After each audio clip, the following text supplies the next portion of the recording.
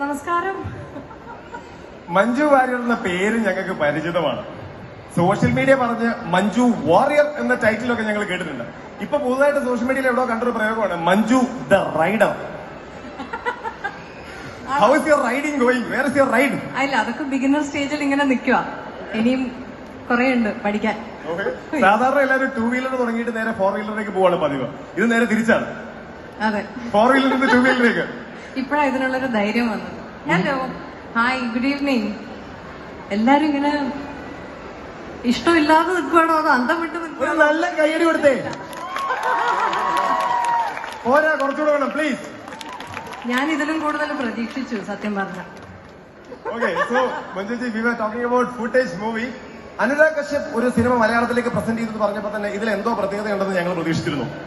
മഞ്ജു വാര്യരുണ്ട്, വിശാഖുണ്ട്, ഗായത്രി ഉണ്ട്, ഡയറക്ടർ സൈജു ശ്രീധരനാണെന്ന് കേട്ടപ്പോൾ ഞാൻ